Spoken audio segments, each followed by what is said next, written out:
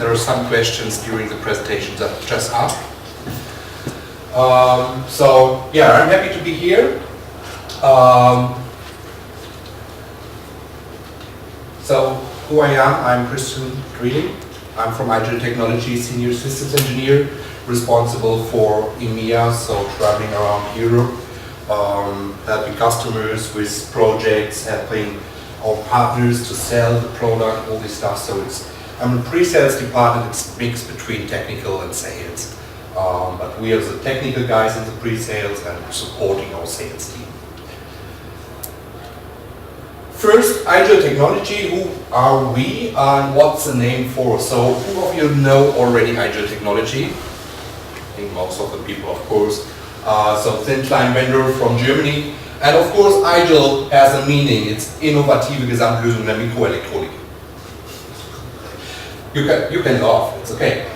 It's from the 80s, so it's a German engineering company, and in the 80s it was normal to put all the information into the slogan of the company. But they decided that it's too long, so they took IGEL as a name for the company. And I think some of you are wondering why we have this lovely relationship with the hedgehogs. It's really easy. The word IGEL is the word hedgehog in German. So that's why we have all these nice plush hedgehogs, and the logo is a hedgehog and all this stuff. So just a little bit for the background. And of course, there was a day where the German market wasn't enough because we wanted to rule the world. But with Innovative Gesamtlösung der Mikroelektronik, you cannot go abroad. So they decided, I think probably somewhere in 2000, the marketing department decided, oh yeah, we have some good new slogan, it's Intelligent German Electronics. It's always good for a laugh. So yeah, we are selling plush hedgehogs, it's our best running product. No, of course not. So every year we order 30,000 of this to give it away on events and stuff like this. So I think probably it's the second most sold device in IGEL. But they're nice. They're changing every year, so if you collect them over years, we started 10 years ago, so there are 10 different kinds. Sometimes they are more plush, sometimes they are a little bit darker, so you can have a nice collection of them. So what are we expecting here? So I was invited by my marketing, I think about a week ago, to this event. 3 months before, I already was invited by my boss. But he changed. I asked, okay, should I go there? I asked the new boss, and he said, don't know. Maybe the CEO from France can decide. Nothing happened, so I already said, okay, probably I will not go to Rome because nobody decided. And then last week I got a mail from marketing, so, oh, are you still available? We need a speaker. Okay, so I just planned around my trips to come to Rome here, and they gave me a 60-slide deck, 60 slides PowerPoint presentation. And I saw this and said, no, sorry, I cannot do this, because we all are technical guys here. Our time is really needed for important things, and to see a 60 slides presentation from our marketing department doesn't make any sense for you. Of course, we're a sponsor, and marketing says, yeah, we have to transport our idea and all this. Yes, of course, but that's not why you are here in Rome. You're here for networking, you're here to see some interesting things. And I will try to do it a little bit interesting. Of course, it's only thin clients, but maybe I find something nice. So this is what they wanted me to do, to tell you about all the cool features, 7,000 things we can control in a Linux thin client, all this stuff. And what we have for nice customers and all these things. We have millions of clients, of course, #1 worldwide. Seriously, no. So that's mostly because we all are consultants, trainers, systems engineers, and our time is really used mostly better for something else. If we think about what my friends think I do, if I'm telling them I'm a system engineer, they think something like this. Of course, my boss thinks I'm doing travel expenses in the airplane and writing mails. My wife probably thinks I'm only doing party because I'm traveling a lot, and of course that's only party. Maybe a little bit is only here.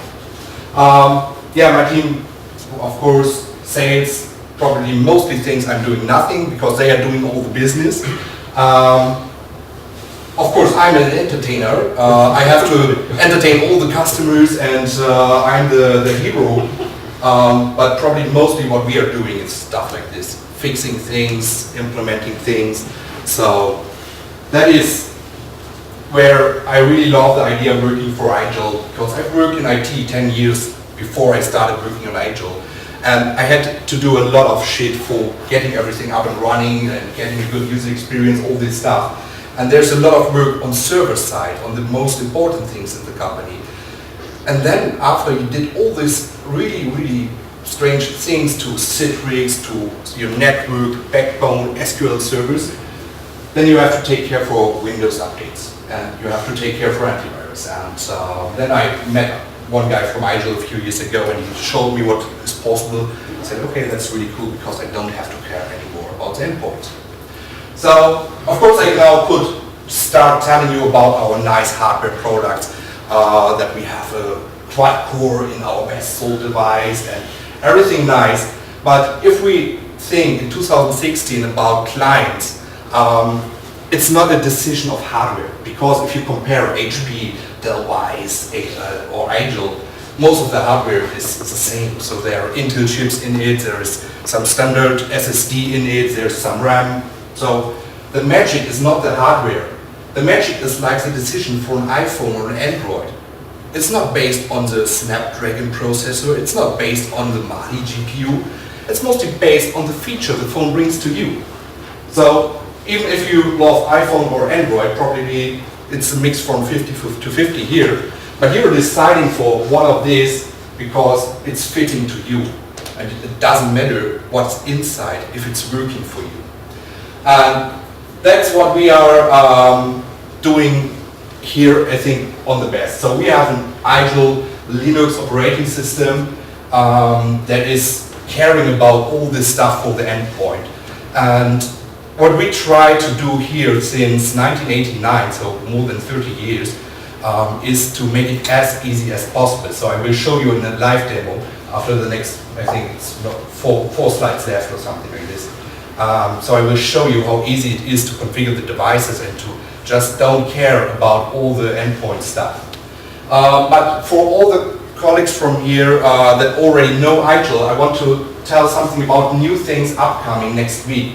So for example, this here is a USB stick, a bootable USB stick. With our Linux operating system already pre-installed, you can just put it to any PC, to any laptop, whatever. If it's based in x86, plug it, boot it, and you have a thin client. So marketing is telling me it's the smallest thin client of the world. But I really like the idea of this, because in the past it was always deploying an operating system. So if I have 1,000 clients, I had to install a PXE server environment, I had to take care about my network, all this stuff. And here, it's really easy. I can just, if it's possible for me to use USB sticks for this, I can just give it to the guys and say, plug it in, boot from it, everything's fine. Also for home office users, for example. Just send it pre-configured and say, okay, just boot from this on your own device, no problem. No problems with license, no problems with private data and company data and all this stuff. So I really like this. And it's big like my thumb here, so really interesting. Will be available next week together with our new version of the operating system. So at the moment we are on version 5 and we have a big change in everything. And yeah, some marketing guys decided for a new version. Can you think about what probably is the next version after version 5? 10. Yeah, thanks to the marketing. So yeah, it's Windows 10, it's iOS 10, so IGEL has to do a Linux 10. I said, okay, you know that we mostly are talking to IT guys. It's not the best idea to do something weird like this, but yeah, marketing is marketing. So now we have a Linux 10 next week, but it's okay to do a huge step because we're really changing a lot. It's 64-bit and all this stuff, so a lot of changes to the operating system. Of course, the main point of a thin client is the management. So it doesn't make any sense to buy a thin client if you have to configure the device locally. and to have the settings done locally, and you have to take care about every device. So what's really important is the management. The management on IGEL, I think it's one of the most useful tools, because you can really get fast into it. You don't have to have a lot of trainings.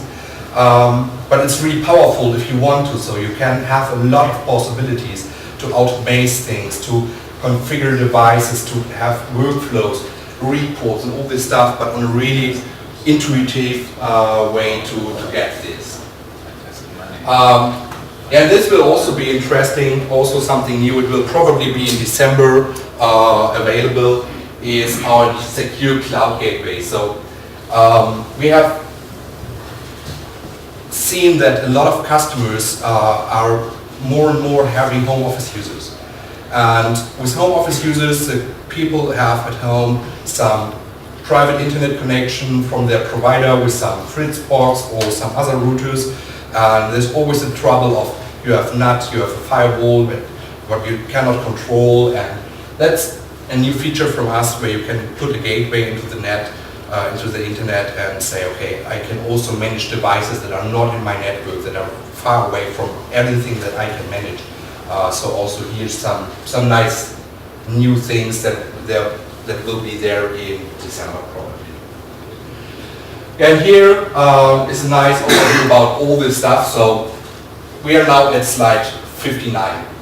I speed up a little bit.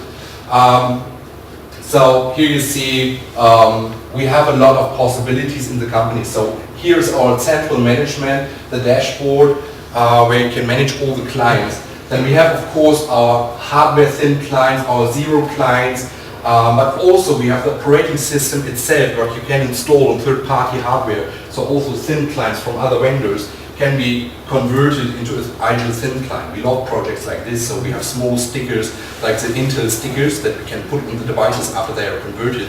And our sales loves projects like this to just catch some wise devices and put some IGEL on it.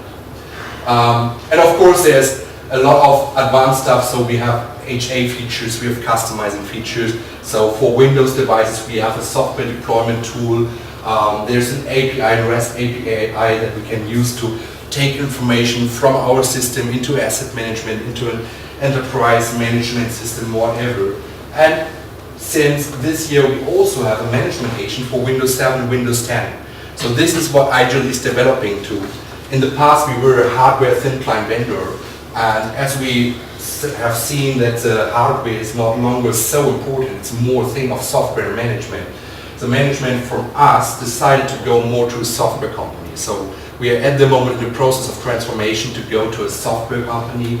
And so that's why we at the moment also have an agent that you can install on a normal Windows 7, Windows 10. And you can use our management that you also use for our clients and the converted devices to configure and to deploy software and all this stuff on Windows devices. I think probably the next step next year, hopefully, will be some MDM solution that we can integrate into our system. So I think we will not create our own solution, but we will integrate already existing MDM solutions so that you have one single point for configuration of all your endpoint devices in the company. That's the target that we want to reach. So of course we have a lot of partners. It's not so interesting, but this is really interesting. So if you already know IGEL, you know we also have all-in-one devices. They are big and clumsy, and the problem, for example, is if a customer wants a second display, he cannot get the same display like the first and the all-in-one device because it's a special build for IGEL. And since this year we have cooperation with Samsung. They are providing their thin clients with our operating system.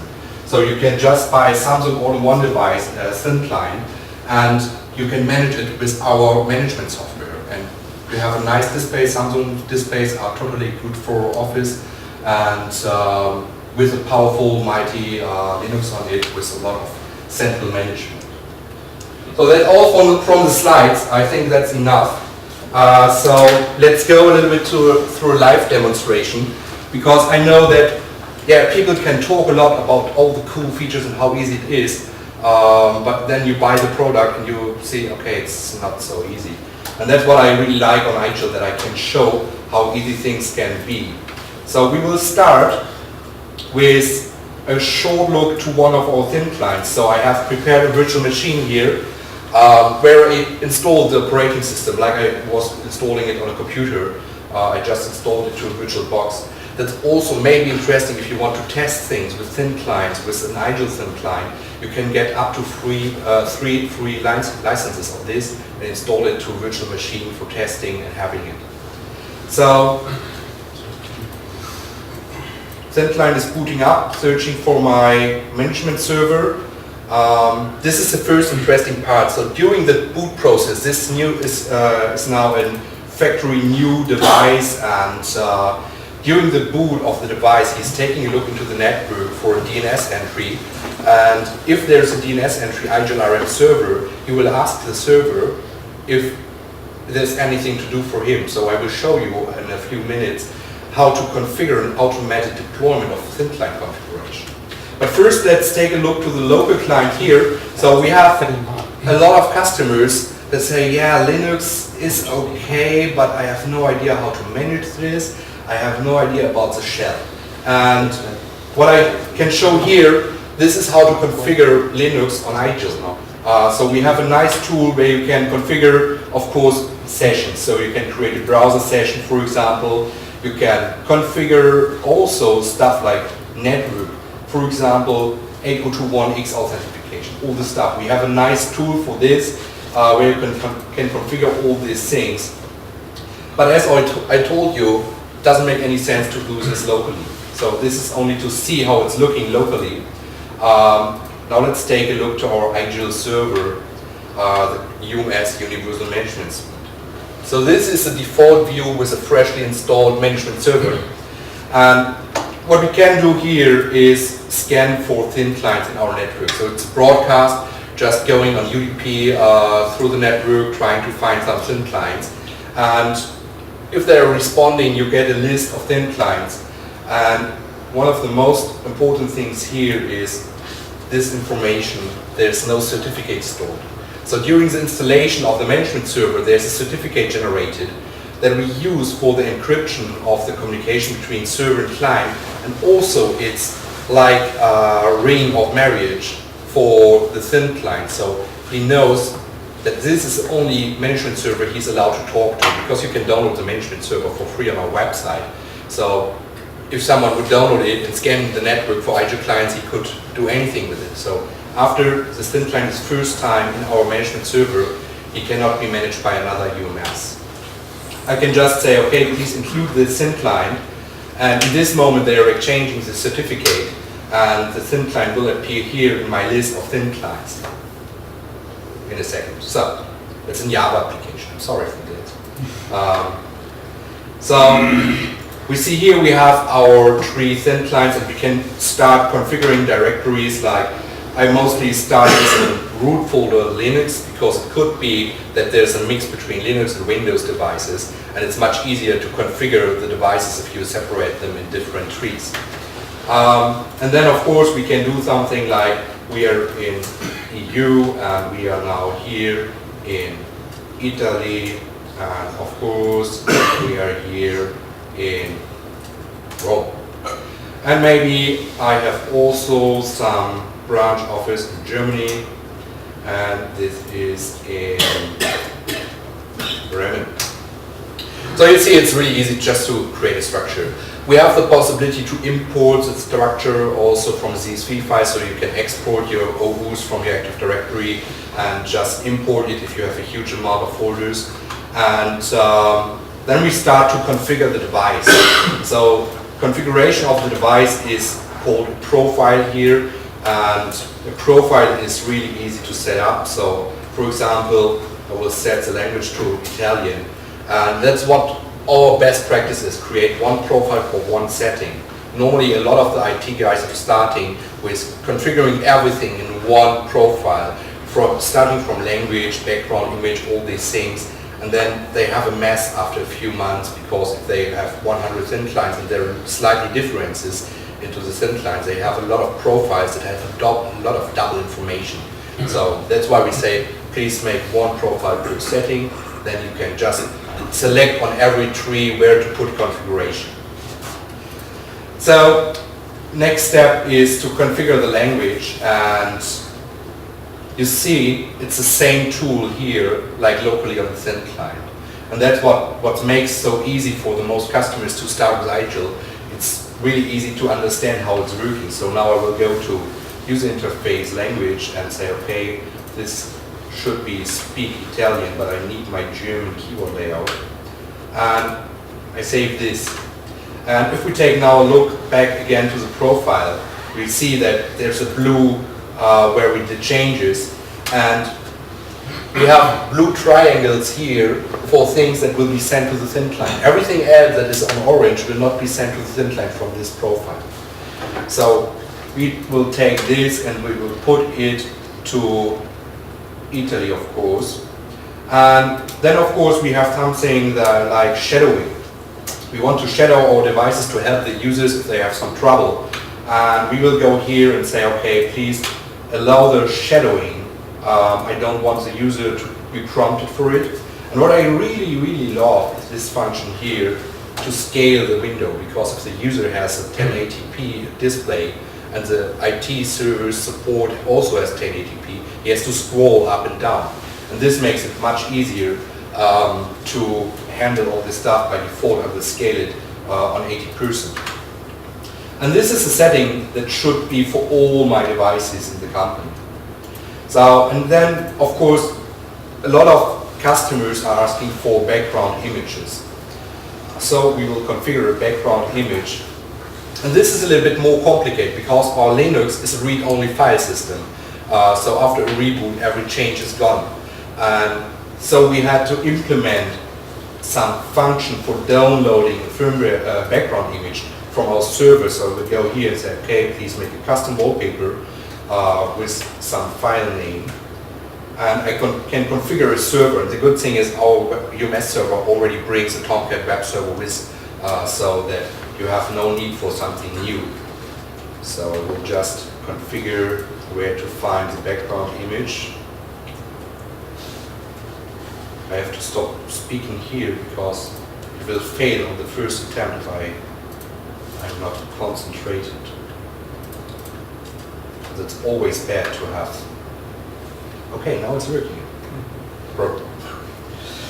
So we can save this, and of course we need to upload the firmware update to our management server. Somewhere I prepared something, probably here. There is bg.jpg. I just uploaded to my web server. Now I put the background image, for example, to EU. And you see, if we take a look, for example, on Rome, that all the profiles that we assigned are combined together. So we will collect all settings together, and then the thin client will get one XML file with all the configuration in it. There's a lot of logic behind. So for example, if the profile is near to the thin client. So for example, on EU I set the default setting for English language, and on Italy I set it to Italian, then Italian will override the English setting. And if it's on the same level, conflicting settings, the newer profile will win. So that's how we think it's the best way. So we configured the background image, we configured shadowing and the language. And now I will reset my device here to factory defaults, because what I told you I want to show you is an automatic rollout. And that's really interesting. So first I will configure some rules, and we call it default directory rules. So I can go here and, for example, I choose the last known IP address. I think that's the most used variable for this task, because I know in which branch office which IP address range is given.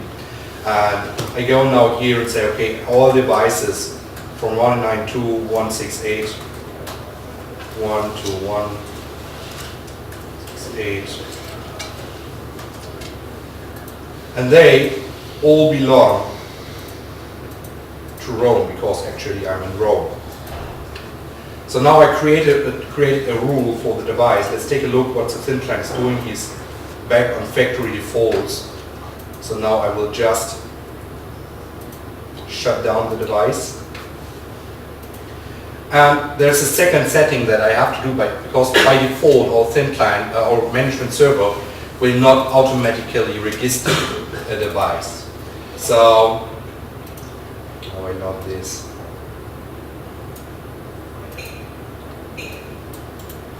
Sorry for that. Change my resolution.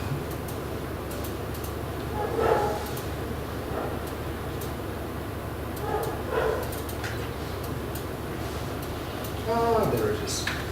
So I now enabled the automatic registration. So if the thin client is asking during the boot a server for hello, is there an IGEL server, our server will say yes and you are mine. So let's try this. Hopefully it's working on the first try. You know how it's working with live demonstration. But this is the first boot of the device, so it's set back to factory defaults. It's now booting for the first time. Hopefully getting a DHCP address. Yep, now he's asking our management server, hello, I'm a new device. Is there something that you can tell me? And the server is now responding with an XML file that tells the thin client what his configuration is at the moment. So you see, he's already speaking Italian now. He's downloading the wallpaper. Hopefully. Yeah, it's good. Normally it already had an error if there's something wrong. The problem is mostly that my laptop is a little bit tired. He has a lot of years and a lot of travel behind him, so it's taking a while. And of course it's a Java server, also takes some time for whatever Java is doing. But the good thing about having a Java server is that it's running everywhere. So if you have Ubuntu, Fedora, Red Hat, whatever, it's not a problem. You can install a server everywhere. And now you see it's the first boot of the device. So you just took it out of the package, put it to the network, boot it up, and it's fully configured. And that's what for the most of our customers is really interesting, to pre-configure everything in the management and then just send the devices to a branch office, and someone who's able to put the cables into the device can do a hardware rollout. And that's really interesting. So, of course, I configured something else, shadowing. So let's take a look to our management server. Maybe I can scale. So what I can do is, first I will refresh here, and you see the new device directly was added into the folder row, like we created the root. And now I can do a thing like, okay, please shadow the device, connect. And you see I can now have the user scaled that it's fitting into the display. And some of the interesting things here is, you see it's a VNC viewer up and running on our server. And we have a lot of bigger customers, for example Volkswagen. They have a company policy that says no VNC in this company. So we thought a little bit about this and thought, okay, maybe we have to do something, because VNC is really not the safest protocol. There's a lot of possibilities to get into that. And what we created is called Secure VNC. And as the feature came out, I had no idea what they are doing. I thought, okay, probably they will switch just to HTTPS and will do something with the password. But it's really interesting what they are doing in our development. So if you enable Secure VNC, the port for VNC will be closed to the outside. So on the SIM client is running a VNC server, but it's only listening on local host. And what we are doing here, if we are doing Secure VNC, our management server is creating an SSH connection to the SIM client, and he's tunneling the VNC through the SSH. And that's a way how Volkswagen said, okay, that's okay, because VNC is not available from another PC, only with the management server, and so it's safe for them to use it. So, maybe it's a little bit So you see, it can be really easy to just start working with IGEL to create some things. But if I may ask you, how many of you actually have projects with thin clients? Okay. And what's about the user experience? Are they fast? Are they fancy? Slow. Slow? So which devices? It was HP. Yeah, that's okay, it's HP. So yeah, but if I think about the last years, the experience of thin clients was always a little bit slower, it was not acting as fast. So I have a lot of customers that tells me, yeah, thin client is a nice idea, my management is nice, but the performance is shit. So we thought about this long time, and I think 2 years ago I tried to do some gaming demonstration with Minecraft on the thin client, on the Citrix server, but there was trouble with the mouse and stuff like this, and the performance was okay, but it was not great. And now we're in an age, we have seen a lot of stuff also today and yesterday about having graphic cards in the servers, having high performance GPUs in the servers, and we can do a lot of interesting stuff with it. And one of my colleagues from Sweden prepared, we had an internal pre-sales meeting, and he prepared some nice demonstration. So let's take a look. I think we will take a look for 1 minute or something like this.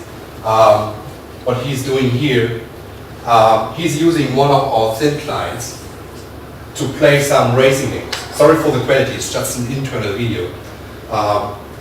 But he's using a thin client and an Xbox controller. That's all the magic.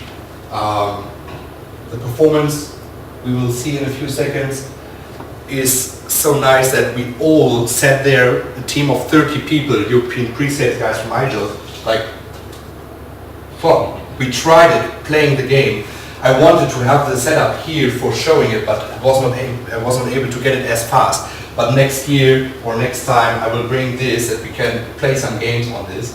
And the interesting thing is, what do you think what hardware is on server side? NVIDIA Grid probably. No. What we have here in the background is an Intel NUC with a Skylake 6700 processor that brings some nice, decent onboard graphic that you can dedicate into the Zen server, so we installed Zen server on it.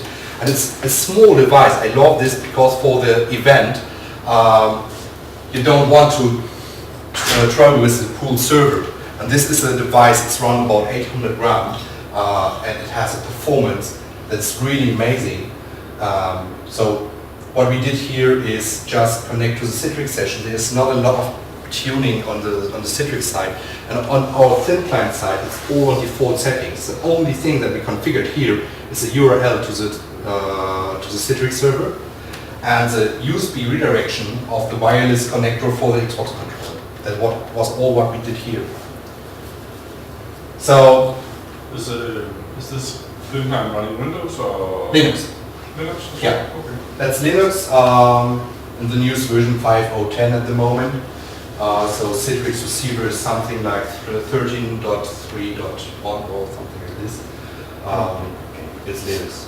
So of course we also have Windows devices, most of you know, but it's always a fallback strategy for us. So we really love the Linux. It's cheaper, it's faster, you can configure more stuff. And Windows is always something like, okay, the customer wants to have local software installed that's only available for Windows, or we need some special drivers or special VPN client. But if there's nothing like this, we always recommend the Linux. It's much, much more secure, faster, cheaper, all this stuff. So if you're in projects and the customers are telling you that it's not possible to use thin clients because of the performance, no. Performance today is good. So it's all a question of implementation. Of course, here it's only one user on the server. If you have terminal servers with 30 users, not everybody can run a car game, but it's possible to do a lot if you have a whole good size of your server environment.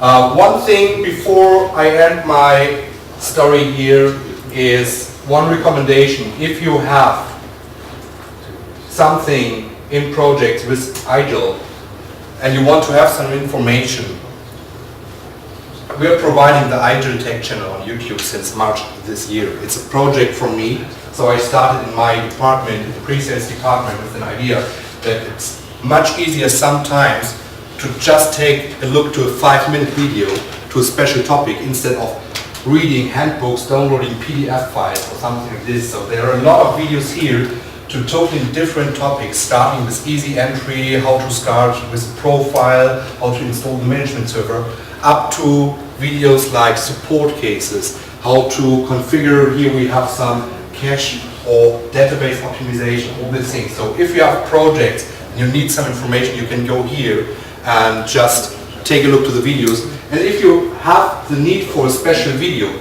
just let us know, because we're running out of ideas at the moment. So if you have any idea for a video, we will prepare it and we'll put it on YouTube so that everybody has the possibility to get this information. Are there any questions?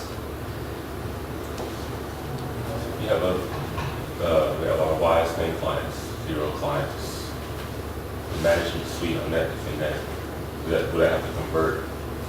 Sorry? Would the wise clients have to be converted to IGEL clients to use the management suite, or can I already manage a wise? No, you have to convert it, so it has to be x86 based hardware. Okay. So no Teradigi, for example, we cannot convert Teradigi devices because there's a special Teradigi chip in it. But if it's x86 based hardware, then you can convert it. Mostly, the biggest problem can be the graphic card. So if there's some special low-end, cheap gaming graphic cards in it, there you have to take a look if the driver is fitting. But in the most cases, standard hardware like thin clients, business laptops, business computers, all the hardware is already supported. Yes, I have a question. Yeah.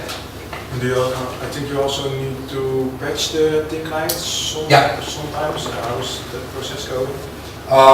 It's really easy.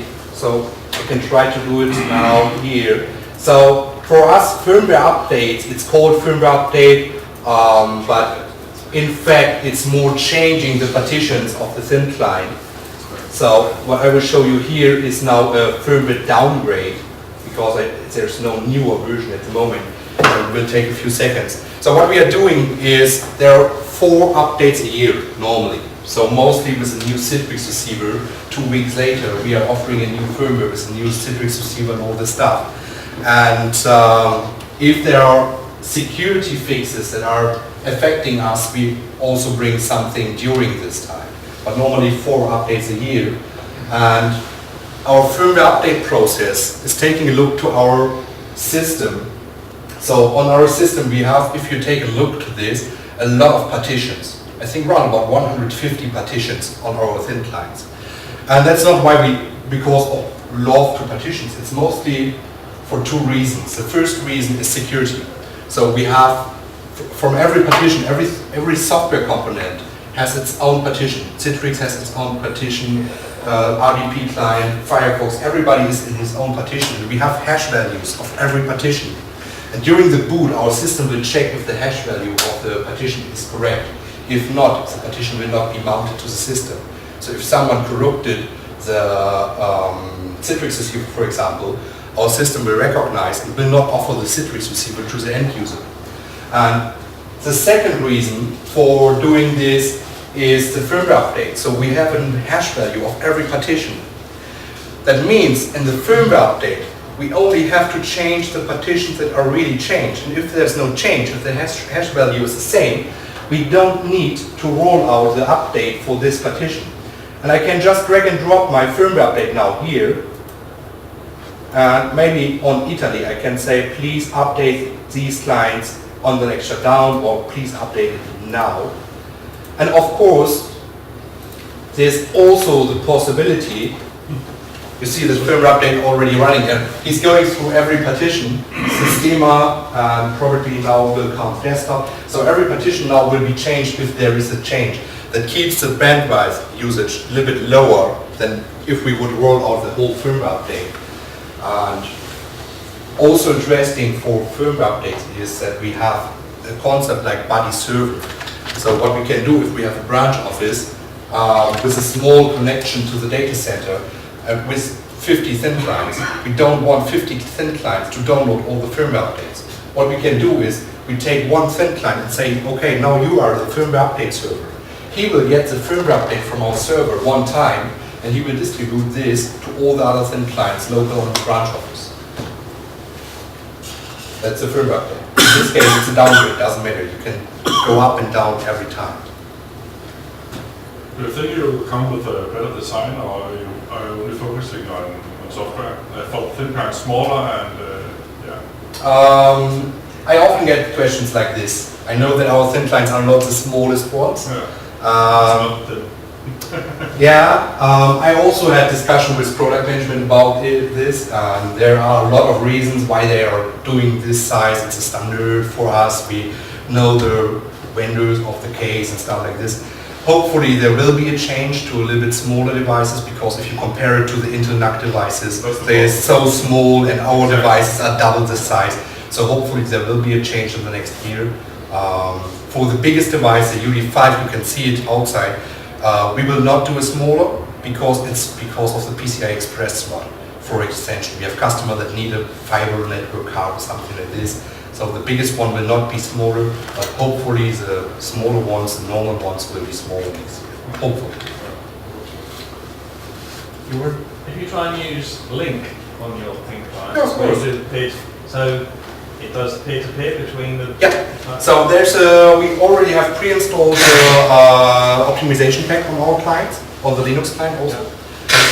So you have the redirection, the offloading of the video to the thin client, and the video connection between the thin client or the Skype clients. It's working. Does that come as part of the software upgrade, or if you get a new optimization pack, how soon before you can get it onto your... It's part of the firmware update. Right. So you can see in the release notes which version of optimization pack is installed.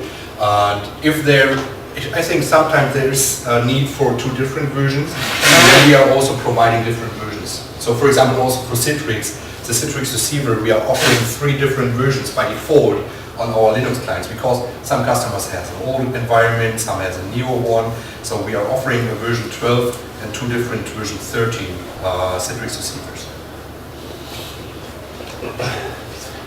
Do you have in plan to support something cheaper hardware like Raspberry Like a Pi? Raspberry. Probably not. So we had the discussion with our product management. There was a tough discussion because I know that ViewSonic did Raspberry thin client, and we had a platform for ARM a few years ago with Texas Instrument chips, and it was a huge amount of work for our development to handle this. And the biggest problem for us is that we don't know if the software support will be given for a long time. So the problem that we had is, if you buy a device from IGEL, you have 5 years of warranty. And after end of life, we are promising 3 years of software support for free. And on our platform, for us at the moment, it's dangerous, because if we don't get the new client versions, then we cannot deliver it to the customer, and we promise the customer that he will get the new versions. Will your USB stick work in a Raspberry No, sorry. Would be nice, but no. So I think my time is ending. Just will you offer evaluation USB sticks? Probably yes. Yeah. You can order on our website test units, Yeah. but mostly it's only for 30 days or something like this. But what you can do is download the UDC, the converted software operating system, and install it on a USB stick. And you can get 3 licenses for free for the UDC. Do you have some sort of mobile sync clients, or is there a strategy, because these two... We are testing different things at the moment, so I've seen some stuff on Android tablets with VirtualBox and installed our operating system in it, but at the moment it's not in focus of us to have a mobile thin client. It will be more something like that. We will be able to handle also management of Android and iPhones. Okay. And last question. Last question, You okay? have, looking at the USB software distribution for repurposing the physical, a regular client. Can that be Pixie to a regular? It's a USB stick from us. Not the OS on there. Can that be Pixie? Yeah. Can Pixie use that? I did not try it yet, so I didn't even get a device for testing, but probably not, because the license of the device is bound to the USB ID, the UUID. So transferring it to another device probably will not work, because we will fuck up our license system. Or is it really use Pixie for the lightweight client that takes it to it? I think I will discuss something like this with our product manager, because it's an interesting idea to have a Pixie live system. Because we can't support USB as well. Yeah. As well as The biggest problem for us at the moment is license. So normally it's licensed by the MAC address of the device. The new on the USB stick it's licensed on the UUID. And if we have Pixie boot, it's difficult to do the licensing for our development. So they have to think about a new concept. So thanks for your attention. Hopefully it was good.